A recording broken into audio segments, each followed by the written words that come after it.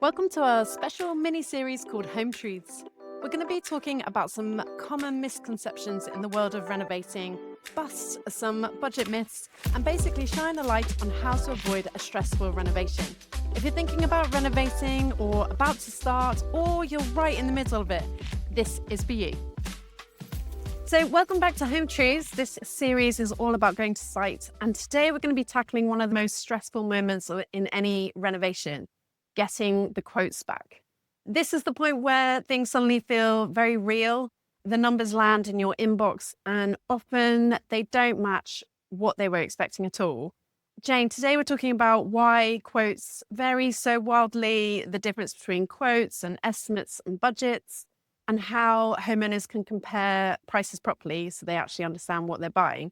It's really funny because when we first started the project, I used our budgeting tool to make a budget for the project and it came in at a certain price. And then we've gone through the houses, trying every which way not to make it that figure.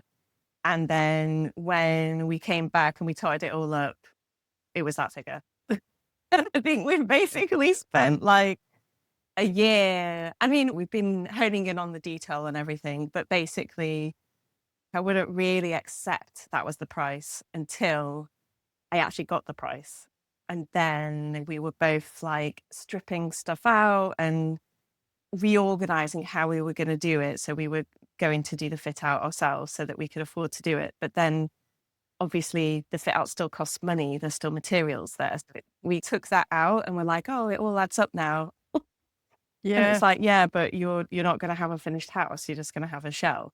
So then I think we both got panicked and have done a last minute redesign to take out some of the more expensive things, which it just shows you, doesn't it? It's like that is the moment where it all comes into focus when you're about to part with your money. And it's that one, it's such an emotional point for people. It's like, it's the first time your project turns from the ideas into almost like a real financial commitment. Absolutely. Because I mean, we have money that was set aside. Like we bought this house with the money to do it up. So we had a pot of money assigned, ready. So the plan was always to do this set of works. And we bought the house knowing that it needed works. But all of a sudden, like my head was going through the like, oh my gosh, it's so much money. And are we doing the right thing? And then you go back to square one of all of a sudden. You've had a plan and then you're racing through all the options again, questioning. And that's what you should do. You really should. It is the time to check in with yourself because you've been on a process and you're going down a road and then you're suddenly like, is this the right thing to do? You mean as in like Just sell the house, buy a different house. like that? Yeah, because it's such big amount. It's just a huge commitment, isn't it? So I think you have to go through that like last minute questioning. And I guess it is weighing up the commitment of the investment versus what it's going to do for you and your family, I guess. Exactly. And because this is our forever home, I think it's every other home we've done previous projects and it's always been like, oh, we'll stay here for 5 years and then we'll move. So obviously, it's always longer than 5 years. But the 5-year plan is such a common thing, isn't it? But there's an idea that you're going to get your money back. But this time it's a little bit different because we're not planning to sell. So all of the money we're putting in is kind of going to be locked into the house. So is that the right place where we want the money to be? What if the kids need stuff? What if we want to go on holiday every now and again? If you spend all the money on your house and now you've got no money. So it's a slightly different mindset, thinking that this is all the money will be in the house. So is all of those things all wrapped into one. Yeah. Okay. And so your prices often come back really different. Yes. For people who haven't been through it before, is that a warning sign? Is that like a red flag? It's quite a shock because especially if you've got all of your documentation, you feel like you've done quite a lot of work to get together what you're asking for. And then even then the contractors can be tens of £1,000s apart. And I think comes down to the fact that different contractors work in different ways. Their overheads will vary very differently from another type of contractor. But also I think that we've had something in the past, like when a contractor is used to doing very nice jobs with bespoke joinery, and they're filling in the blanks with what they normally provide. So if they're going to build a staircase, for example, one contractor will be like, okay, that will be, that staircase could be 20 grand. And another contractor will be like, okay, the stair that we buy off X is usually 5 grand. So Yeah. anywhere where it's open to interpretation, like what that thing is, the contractor will use what they normally use. So that can just you really have to dig down into all those different prices and look like, why is yours so different from the other contractor? And usually there will be an answer. But there is also the other aspect that quite often the more experienced contractor who's done that job a lot will come in higher because they know the price of doing those works. They've done it before, this is what they do. And they've got every price in there for everything. Whereas maybe a contractor who doesn't always do that type of job won't account for everything. And they're optimistic like the rest of us that think things will take less time, use less Yeah. material. I guess you're saying that variation is completely normal. Yeah. And maybe the big differences don't automatically mean that someone's expensive and someone's cheap. It might mean that they've actually priced a job differently. So there is a job there, isn't there, to interrogate the prices, which we'll come on to. But I thought it would be helpful because I think there's lots of jargon in this period of your renovation where everyone starts talking about tender and tender packages, budget, estimate, quote. They all get used interchangeably. I guess I thought it might be useful to just talk a little bit about what the differences are, or if there are any. Yeah, we always used to crack up talking about tender packages. I mean, it's the most ridiculous word to have to use when talking to contractors. So I guess it breaks down into, we've talked about 3 different kind of words, haven't we? A budget, an estimate, and a quote are quite different things. So a budget is for planning, early cost conversations. Obviously, it's not fixed. It's just a concept of an idea of how much something's going to cost. An estimate is still probably approximate. It's based on information, but it might still be an estimate. We think it's going to cost this much, but we're not totally sure. And even when you're coming to the price, collating the price, there will still be aspects from your contract that will be priced as estimates because they don't totally know what that job's going to entail. I guess some people might receive back just like a single lump sum price for a renovation. And what do they do with that? What should they be thinking? I would be thinking that is an estimate because it happens a lot where contractors will price a really big job with just a single figure or maybe broken down into 2 or 3 sections. In terms of managing costs on site, it's really not very helpful just to have one lump sum big figure for a job that's actually so many different tasks and so many different things. And I think if you do get a lump sum, you should be asking for that to be broken down. Maybe not per plug socket, but definitely per trade or per kind of broad task.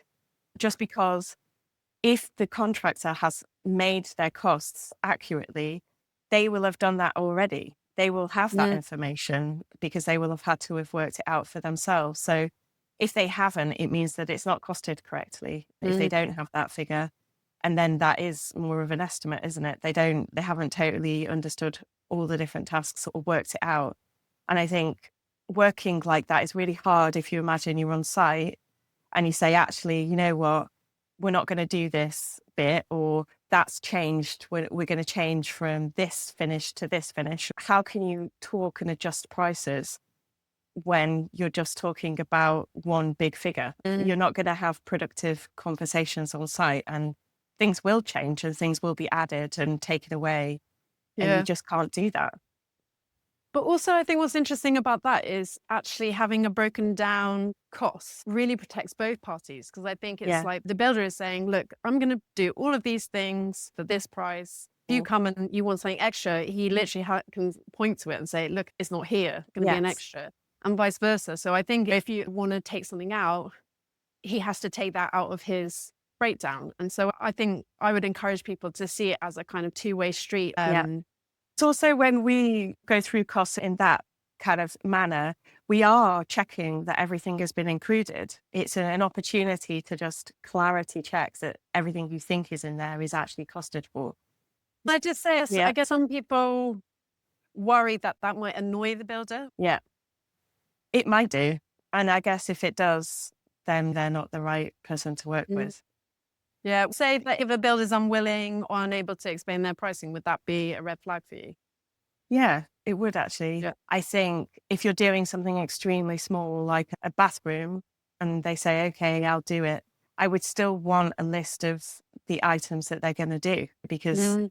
how do you know what's included and what's not if it's just a blanket And also, figure? you can't compare your prices with No. any other price. That's that's what tender is, isn't it? Tender is the process of receiving prices back from contractors and comparing them. That is a tender review where you're looking and you're comparing.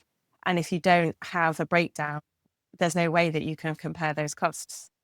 And Yeah. what's really interesting is that when we do tender reviews for people, you take three different costs and they look on first instant, it's like, oh, one's really cheap, one's really expensive, and one's in the middle. And then once you go through those breakdowns and you say, okay, you go kind of broad category by broad category, and you find one that's really low, and you go back to that contractor and you say, okay, what have you priced for here? Oh, you've missed out the whole of the heating or something.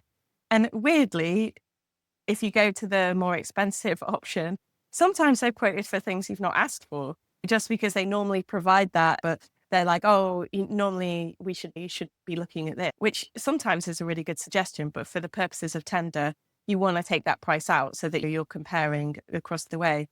And more like 9 times out of 10, all of those quotes will come back very close once you've done that process. And I think that just shows that it's more, the difference comes from not the rates and how expensive someone is usually, but more what they've priced is different. So do you think it's possible that maybe contractors have misunderstood drawings or missed something? What are the general reasons that prices might differ? There's lots of things to do with prelims, which are the things that don't fall into a task item, but are run for the whole length of the project. For example, skips, the number of skips that someone's had, the prices for paying a site manager, a toilet, a parking permits. And there's lots of kind of overheads for site. And quite often, some contractors will include them and account for them, and others won't. I guess also there's just the amount of work. So sometimes people will throw in fittings and finishes, or a kitchen that they normally, a provider that they normally work with. Maybe they're actually quoting for the fit out, whereas some other people might be assuming that you're going to be doing that. So there's just different ways of interpreting what's on the page. Mhm. And most projects actually get costed without a scope of work, so without a detailed breakdown of what that contractor should be pricing for.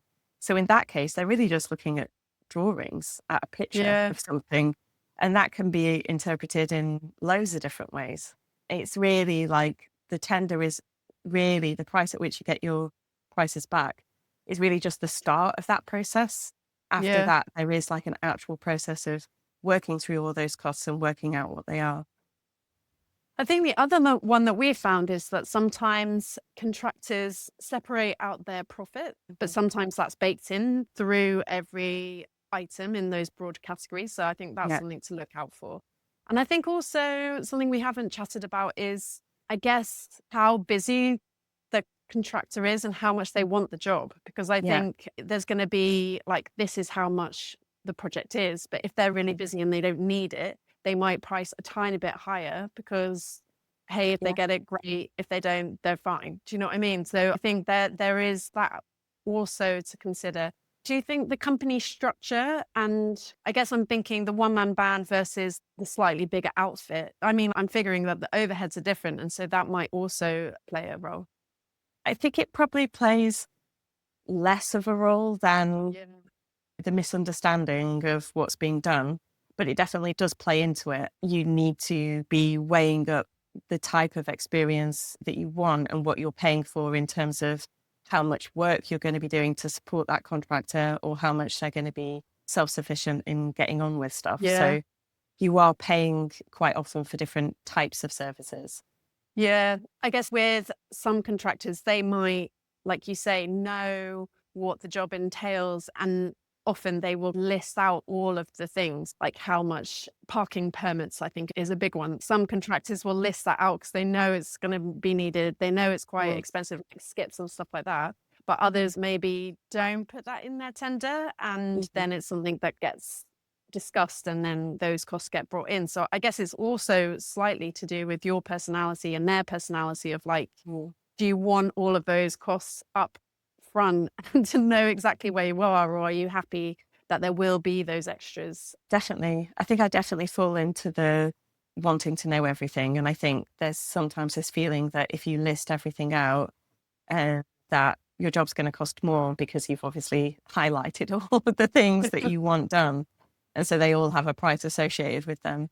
But for me, I don't like the grey area where we'll throw that in or we'll add an allowance for that. I want to know that if I take things out of the scope or if we make the job easier or downgrade something, I want to see that reflected in the costs. I want the cost to be the cost. And quite often there's this thing where you're on site where you're kind of saying, have you done this? Are you going to do this? And if it wasn't explicitly itemized, there's this feeling that you're asking for a favor or that it's up to them Yeah. whether they're going to throw that in or not. And I just want it to be clear. I'm that type of person. But some No, but I people think aren't. again, it protects both sides. I think the trouble with hoping they'll absorb costs is Mm. in the end, they will come back for something. I Yeah. don't think you really win in the end. No, those costs will come up in some way, shape, or form. Yeah. Yeah. Yeah. Um, Yeah. I guess what would be really helpful for people is to talk about the hidden costs, maybe in tenders. Where do you think people often get caught out? Yeah. The big one, obviously, is the provisional sums or PC sums. So when you get a quote back, there will, for sure, there will be some PC sums. And what it means is there's a provisional amount that isn't confirmed. It's more like an allowance or an estimate. Or sometimes you'll just see it written as like PC next to the item. And they are for when contractors don't know the price for the item yet. Sometimes there will be items that they just need to go and get a quote for that. So they've estimated what their electrician normally costs, then they'll work out those costs and make them into real costs before you sign a contract. Sometimes they are genuine unknowns that will have to stay in the contract and you have to decide whether you're happy to have a provisional sum. So really you want to get rid of as many of those as possible. Yeah. On a simple job, you would want to get rid of all of them. I guess big ones are like the ones that fall into that client supply items. Yeah. I think that's where you can really bottom out those costs. We would encourage you to do that. That ties into the whole different cost thing, doesn't it? Because if they put a provisional sum in because they're assuming you're going to buy a 10 grand kitchen from their supplier, maybe the other contractors not put that in at all. So yeah, that's definitely something where your choices, they can't predict. So they might put a cost in for that or they might leave it out. And around that, something that people should be looking out for is whether it's supply and fit or install only. Quite a lot of misunderstandings happen around that, don't they? Some contractors would prefer to go to their suppliers for doors, for kitchens, for flooring, and they're going to link you up with all the people that they normally work with, and they'll put supply and fit costs for everything because they're assuming that's how you're going to work.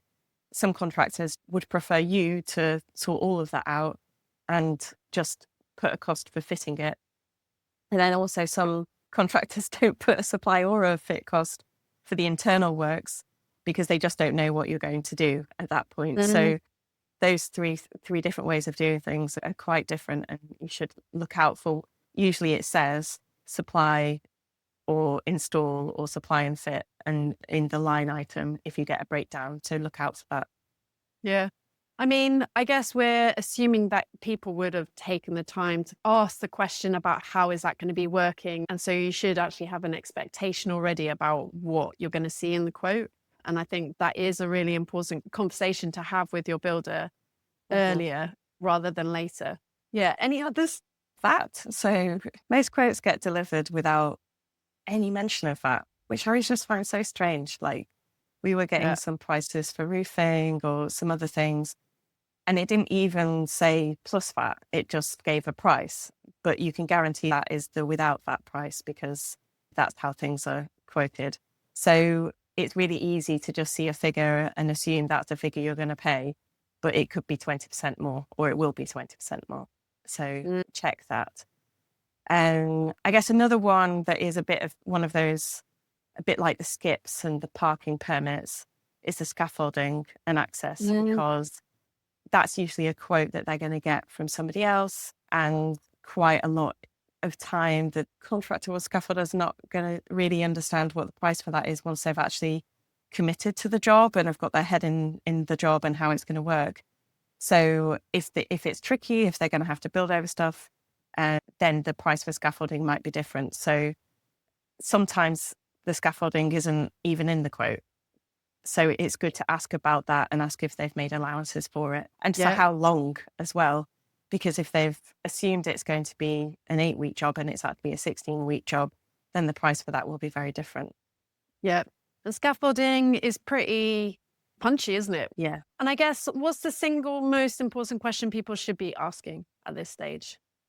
What do you think is not in this price? Because if they are a contractor that is worth their salt, they'll know the prices that they haven't put in there. So you need to be asking them what allowances are we needing to make for other things that aren't in this price. And also that's just like a nice way, I guess, of working out what is and isn't in the quote. It's really reasonable to have a period of time where you're bottoming this stuff out. And arguably, you will save yourself time and stress in the actual build process if everybody's clear on what has been Mm. allowed for and what hasn't. You don't really want to be having these conversations mid-site when you've got hundreds of other things to think about. Doing it before is really the best way. Just a little note on how people do this.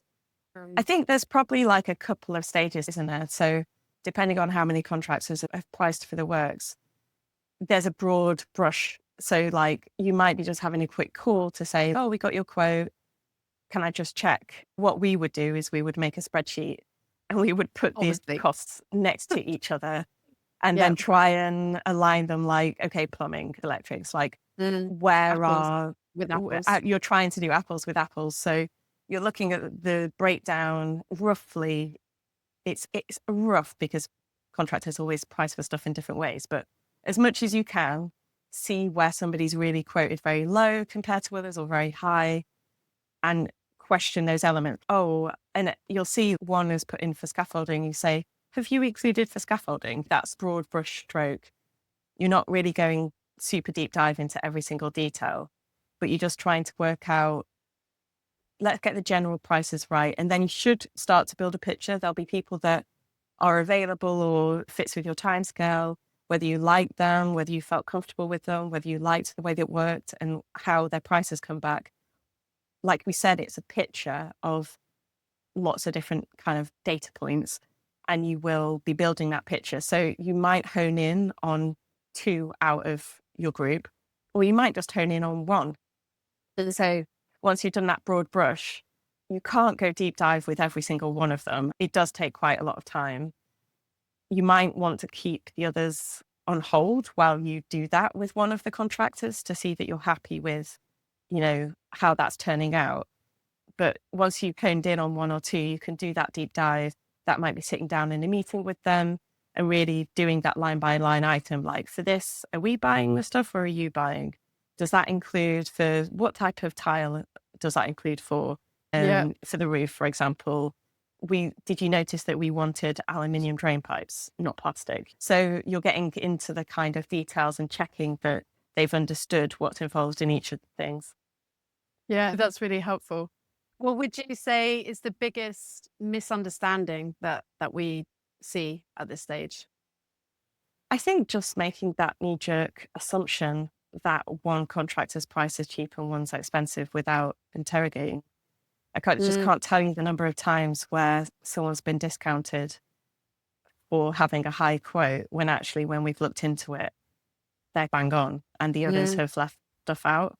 So I think it's not making that knee-jerk assumption that, okay, this one's coming cheap, we'll go for it, without doing that kind of investigative work.